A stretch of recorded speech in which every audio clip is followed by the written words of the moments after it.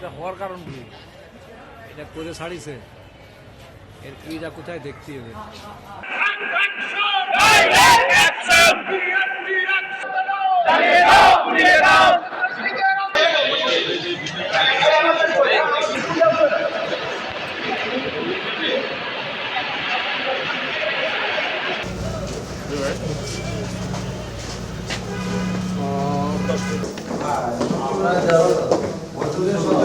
বয়স্ক এবং সঞ্চয় হচ্ছে জ্যোতি মাইন্ডের কি আমি বলতাম শহীদ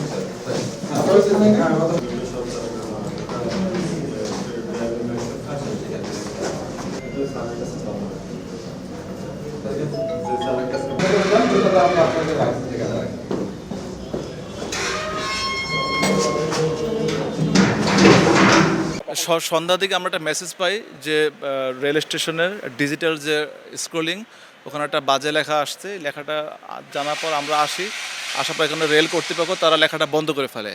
পরে আমরা একটা ভিডিও ছিল যেখানে লেখা ছিল যে ছাত্রলীগ আবার নতুন করে ভয়ঙ্করভাবে আসবে, এরকম একটা কথা থাকার প্রেক্ষিতে পরে ওই যে ছেলেটা মোবাইলটা অপারেট করে ওই ছেলেটাকে স্থানীয় লোকজন এবং স্টেশনের লোকজন ধরে তাকে জিজ্ঞাসাবাদ করে জানা যায় যে এই মূলত ডিভাইসটা সে চালায়।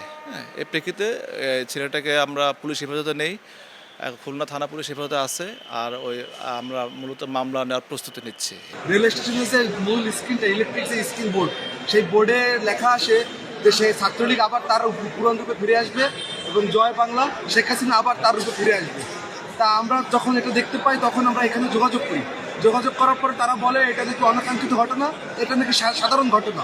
পরবর্তীতে যখন আমরা ভিতরে আসি তখন তার কাছে যখন জানতে পারি ভিতরে যে জিনিসটা পরিচালনা করতো অনলি তার কাছেই পাসওয়ার্ডটা আছে এবং সে বাদে কেউ এই স্ক্রিন মিডিয়া বা স্ক্রিন বোর্ড পরিচালনা করতে পারে না।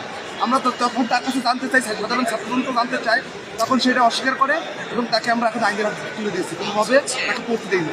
বিগত 5 আগস্ট গণঅভ্যুত্থানের পর থেকেই দেখতে পাচ্ছি তারা বিভিন্ন গ্রুপ বিভিন্ন পেজে বারবার লিখতেছে যে ছাত্রলীগ ভয়ঙ্কর ফিরবে, এবং সেটা তারা আজকে মানে বাংলাদেশের সরকারি একটা রেল স্টেশনের একটা ডিজিটাল স্ক্রিনে এটা লেখার যে সাহসটা করছে, এটা খুবই ভয়ঙ্কর আমাদের জন্য। এখন আমাদের দাবি একটাই যে বা যারা এই ধরনের নিষিদ্ধ ছাত্রলীগ সংগঠনকে নিয়ে এই ধরনের বিভ্রান্তিকর তথ্য ছড়াচ্ছে তাদের দ্রুত শাস্তি বা আইনের আওতায় এনে শাস্তির দাবি জানাচ্ছি এবং এটা নিয়ে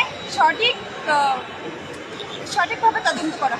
এই জয় বাংলা বলে বলে গত 16 বছর এই স্বৈরাচার এবং স্বৈরাচারের দোষকরা তারা সকল ধরনের হামলা, সকল ধরনের অনৈতিক কাজকে নৈতিক করেছে এবং হালাল করেছে। আমরা বলে দিতে চাই জয় বাংলা কোনো একক গোষ্ঠীর স্লোগান হইতে পারে না। জয় বাংলা একটি জঙ্গি স্লোগান, জয় বাংলা কারো স্লোগান হইতে পারে না।